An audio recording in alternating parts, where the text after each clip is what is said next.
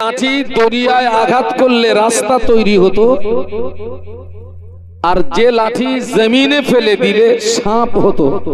একটু বলুন সুবহানাল্লাহ। আপনারা শুনেছেন না শোনেননি? শুনেছেন। আচ্ছা, এই যে মুসা নবীর হাতের লাঠির দ্বারাতে যে মুজিজা প্রকাশিত হয়েছিল, তাম পৃথিবীর দোসরা কোন নবীর হাতের লাঠির দ্বারা ওই মুজিজা কি প্রকাশিত হয়েছিল? বলুন, কথা বলুন না। এটি হচ্ছে আল্লাহ একজনকে যা দিয়েছেন আর একজনকে তা দেয়নি, আলাদা কিছু দিয়েছেন যেটা সেই সময়ের জন্য প্রয়োজন। তবে এখানে সবচেয়ে মজার কথা হলো, তাম পৃথিবীর জমিনে যত নবী রাসূল আল্লাহ মুজিজা হিসাবে তানাদেরকে যা দিয়েছেন, একা বিশ্ব নবী মুহাম্মদুর রাসূলুল্লাহ সাল্লাল্লাহু আলাইহি ওয়াসাল্লামকে আল্লাহ পাক সব দিয়েছেন। যদি বুঝতেন তাহলে সুবহানাল্লাহ জোরটা আর একটু বাড়তো। না হয়নি, আরো একবার বলছি। এত অ্যাডভান্স হলে আমি পারবো কি করে? তাম পৃথিবীর জমিনে যত নবী রাসূল মুজিজা হিসাবে তানাদেরকে যা দিয়েছেন, একা বিশ্বনবী মুহাম্মদুর রাসূলুল্লাহ সাল্লাল্লাহু আলাইহি ওয়াসাল্লামকে আল্লাহ পাক সব দিয়েছেন। এবং আল্লাহ আমাদের নবীকে এমন কিছু বিষয় দান করেছেন যা তাম পৃথিবীর অন্য কোন নবী রাসূলকে দেননি। একটু জোরে বলুন। আপনারা ধৈর্যের পরিচয় দিলে আমি একটু একটু আগাবো। তবে আমি কিন্তু কিছু কিছু কথা জিজ্ঞাসা করব, আপনাদেরকে উত্তর দিতে হবে। আমাদের আদি পিতার নাম কি? বলুন। আদম আলাইহিস সালাম। আর জাতের পিতার নাম? বাহ।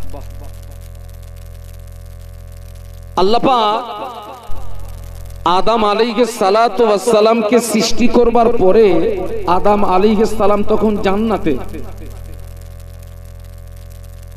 আল্লাহ পাক সমস্ত ফেরেশতা মণ্ডলীকে লক্ষ্য করে বলেছিলেন, উসজুদু লি আদম। তাফসীর কারকরা লিখেছেন, ও আদামু কাল কিবলা। আল্লাহ বললেন, তোমরা আমার আদমের জন্য সিজদা করো। তো সমস্ত ফেরেশতা মণ্ডলী আল্লাহ পাকের হুকুম মেনে নিয়ে আমাদের আব্বাজানকে কেবলা বানিয়ে সিজদা করলো। তার মানে আল্লাহ পাক ফেরেশতা দিয়ে, টোটাল ফেরেশতা দিয়ে আদম আলাইহিস সালামকে সিজদা করি আল্লাহ পাক আদম আলাইহিস সালাতু ওয়াস সালামের ইজ্জত এবং সম্মানকে আল্লাহ বাড়িয়ে দিয়েছেন। একটু জোরে বলুন। এই যে ফেরেশতা দিয়ে আদম নবীকে সিজদা করিয়ে আদম নবীর ইজ্জত বাড়িয়েছেন, এটি ছিল একটা সময়ের সঙ্গে সীমাবদ্ধ। ফেরেশতারা সিজদা করেছেন, সিজদা শেষ, দায়িত্ব শেষ। আর আমি বলেছি টোটাল নবীকে যা দিয়েছেন, একা আমাদের নবীকে বলুন সব।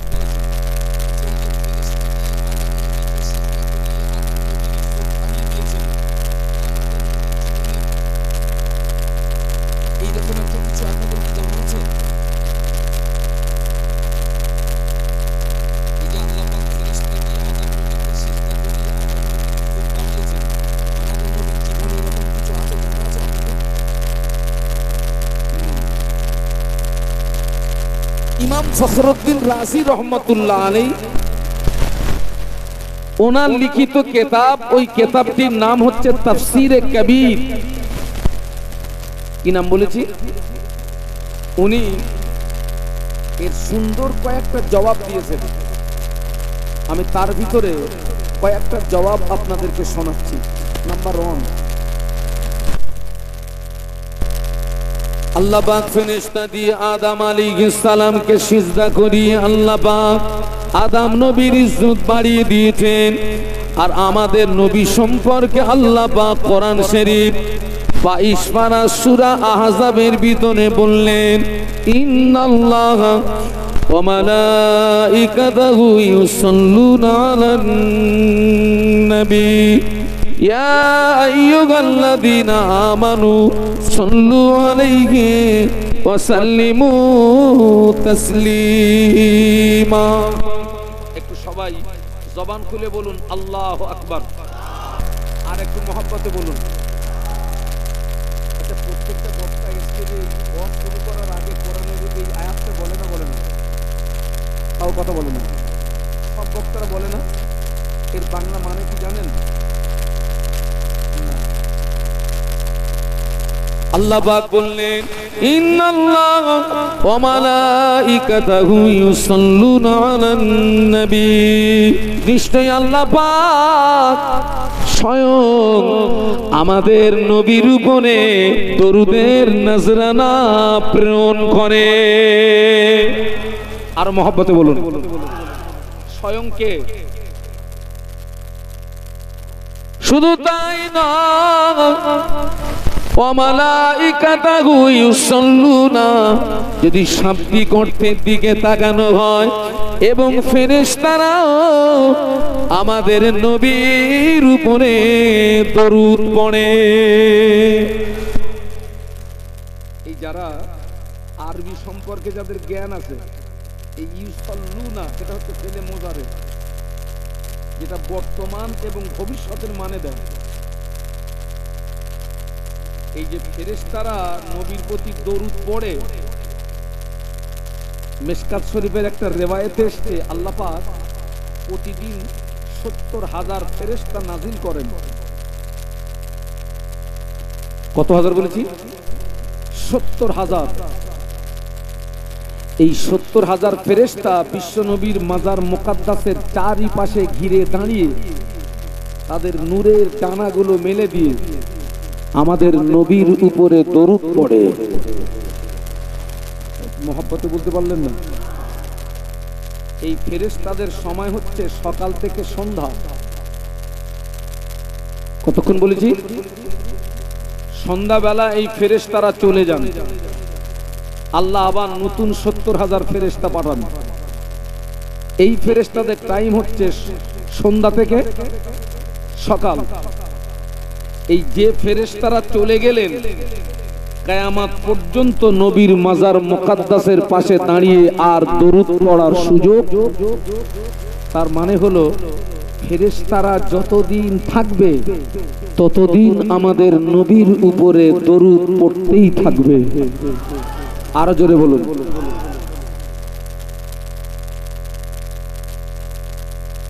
যেদিন কিয়ামত হবে, আমার দিকে তাকান, আমার দিকে তাকান। ইসরাফিল আলাইহিস সালাম যখন ৩ বার সিংহায় ফুৎকার মারবেন, আল্লাহ নবীর কবরটা ফেটে যাবে। আল্লাহ নবীর কবরটা ফেটে যাবে। আল্লাহ নবী কবর শরীফ থেকে উঠবেন।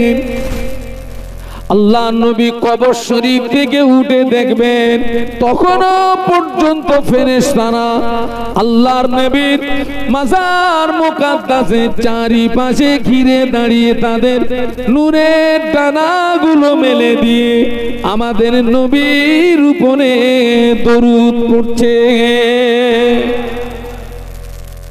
কবর শরীফ থেকে উঠে দেখবেন তখনও পর্যন্ত ফেরেশতারা আল্লাহ নবীর মাজার মুকাদ্দাসের চারিপাশে ঘিরে দাঁড়িয়ে আমাদের নবীর শানে দরুদ পড়ছে। মুহাব্বতে সুবহানাল্লাহ বলবেন না? আমি বলেছি টোটাল নবীকে যা দিয়েছেন, একা আমাদের নবীকে আল্লাহ পাক যে ফেরেশতা দিয়ে আদম নবীকে সেজদা করিয়ে আদম নবীর ইজ্জত বাড়িয়ে দিয়েছেন, ওটা ছিল একটা সময়ের সঙ্গে সীমাবদ্ধ। কিন্তু আল্লাহ আমাদের নবীর উপরে দরুদের নজরানা প্রেরণ করেন, এটা সময়ের সঙ্গে সীমাবদ্ধ। আর ফেরেশতারা নবীর প্রতি দরুদ পড়ে, এটাও সময়ের সঙ্গে সীমাবদ্ধ। অঙ্ক দাঁড়ালো আদম নবীর চেয়ে আমাদের নবীর ইজ্জত। একটু আস্তে বলা যাবে? আল্লাহ পাক আদম আলাইহিস সালাতু ওয়াস সালামকে শুধু জান্নাতের ভিতরে জায়গা দেননি, আল্লাহ পাক আমাদের আব্বা জান আদম আলাইহিস সালামের সঙ্গে আম্মা জান হাওয়া আলাইহিস সালাতু ওয়াস সালামের সঙ্গে আল্লাহ পাক জান্নাতের ভিতরে বিয়ের ব্যবস্থাটাও করে দিয়েছিলেন। বলুন সুবহানাল্লাহ। বিয়ে হয়ে গেল, আব্বা জান ঘুমিয়েছিলেন, আব্বা জান ঘুম থেকে উঠে দেখে পাশে বিবি হাওয়া শুয়ে আছে।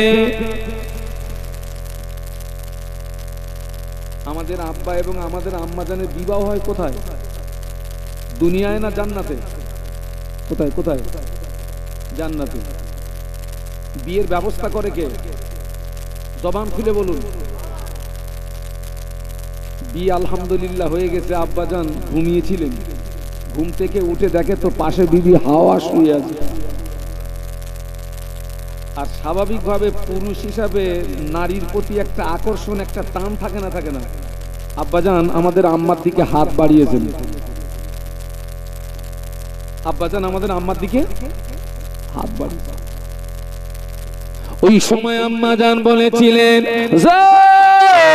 আল্লাহ পাক আমাদের জান্নাতের ভিতরে থাকার জায়গা দিয়েছেন, আল্লাহ পাক আমাদের জান্নাতের ভিতরে বিয়ের ব্যবস্থা করে দিয়েছেন। আলহামদুলিল্লাহ বিয়ে আমাদের হয়ে গিয়েছে। আপনি যে আমার দিকে হাত বাড়াচ্ছেন, হুজুর আপনি কি আমার মোহরানাটা আদায় করেছেন? কোনটা?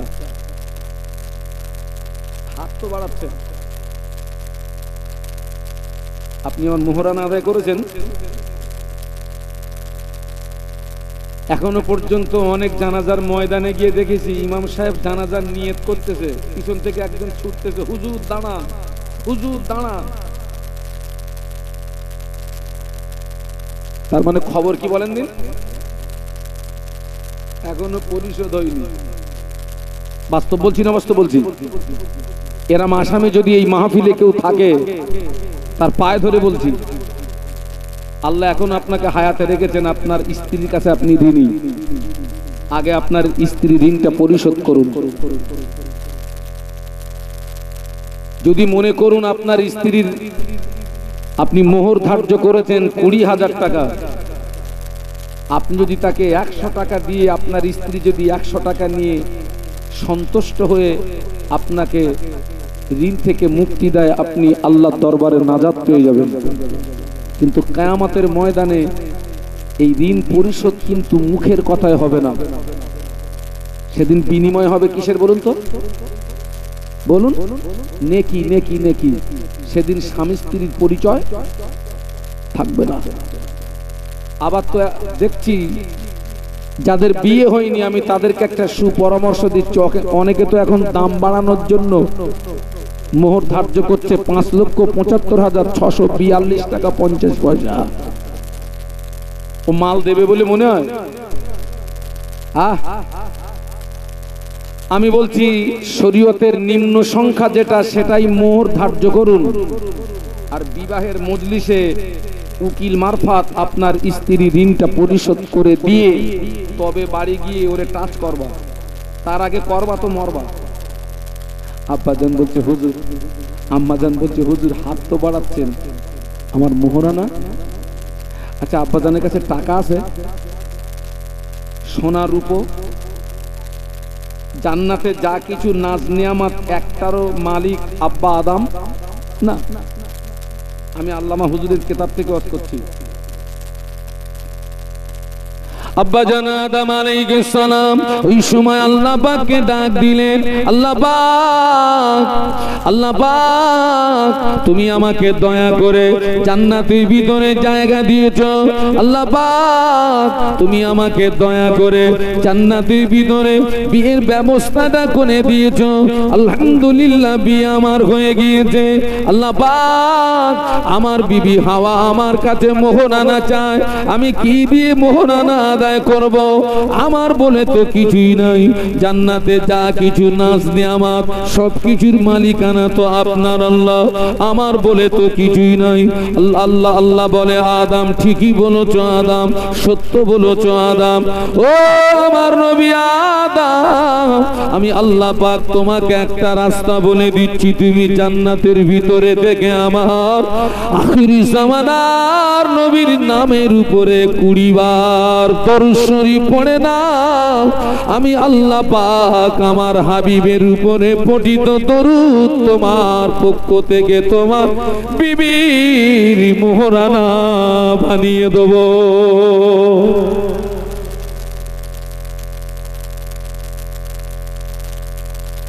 ফেরেশতা দিয়ে আদম নবীকে সিজদা করিয়ে আদম নবীর ইজ্জত আল্লাহ বাড়িয়ে দিয়েছেন, আর জান্নাতে সেই আদম নবী আমাদের নবীর উপরে একটু মহব্বতে সুবহানাল্লাহ বলা যাবে না? আর একটু জোরে বলা যায় না? অঙ্ক বলুন, কোন নবীর সম্মান বেশি?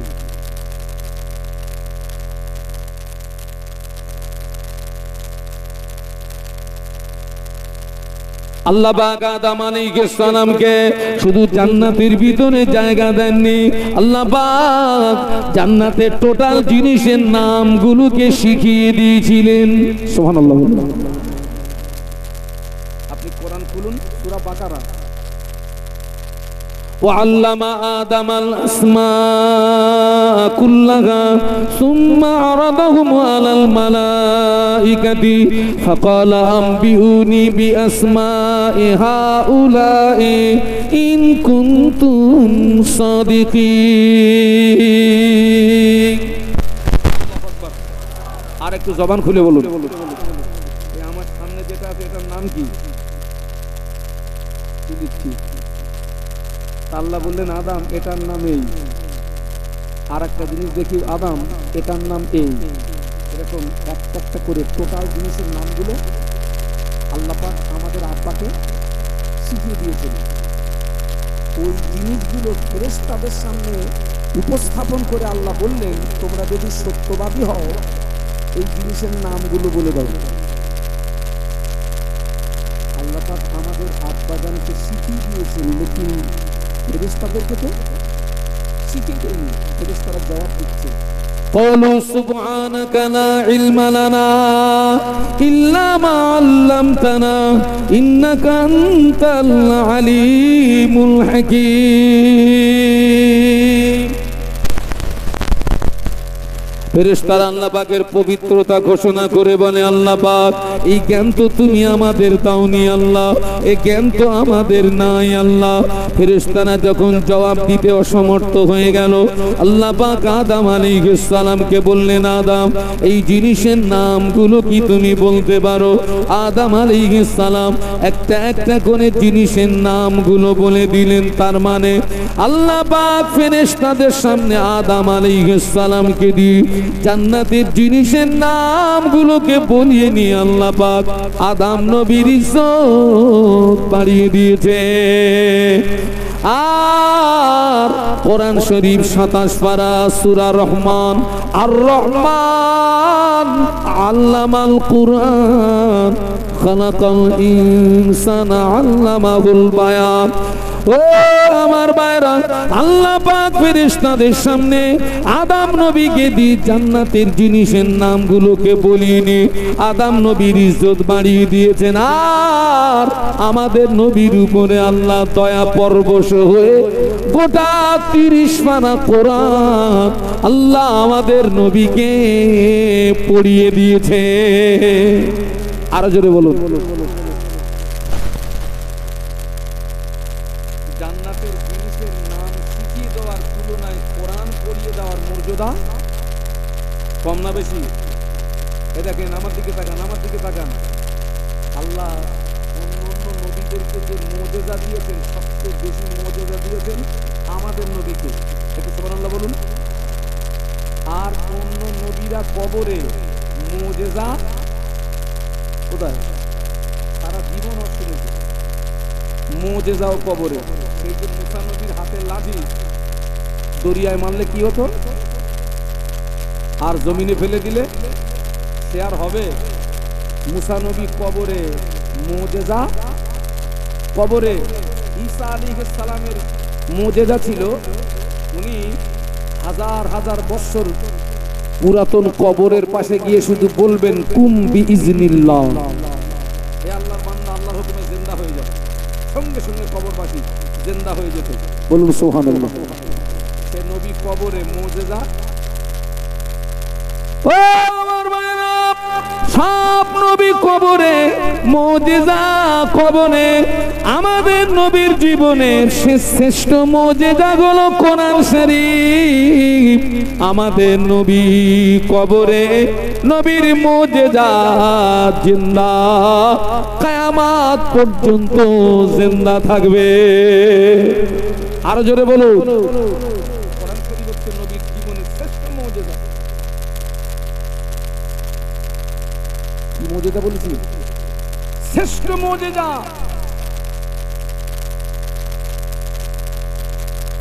আপনারা শুনেছেন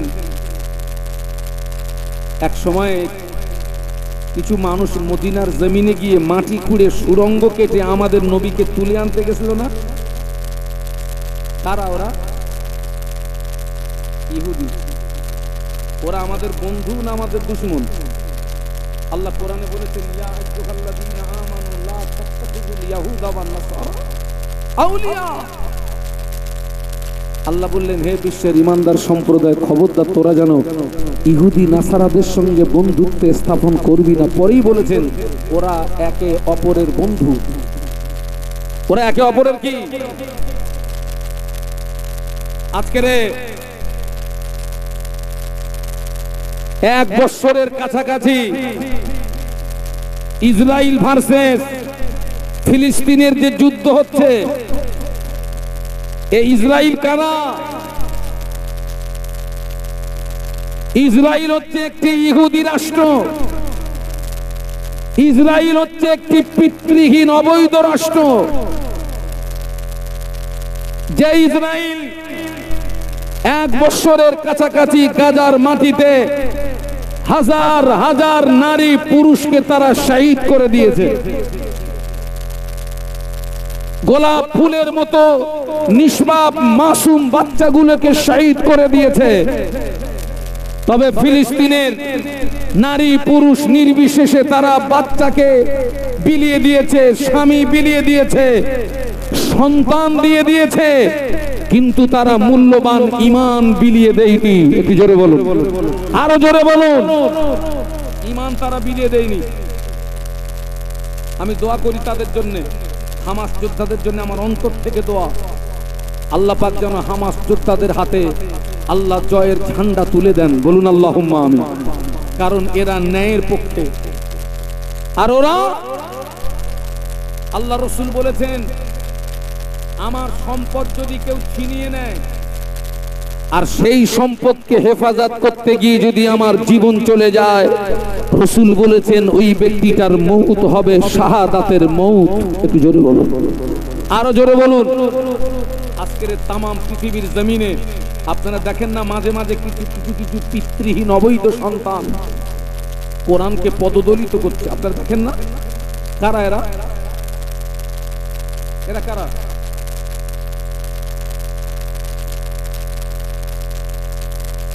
যারা নবীর লাশ তুলে আনতে গিয়েছিল, ইসরায়েল হচ্ছে তাদের উত্তরসূরি। এই ইহুদিদের সারা জীবনের কাজ হচ্ছে মুসলমানদের মারো। ইহুদিদের সারা জীবনের কাজ হচ্ছে কোরআনকে ধ্বংস করে দিতে হবে।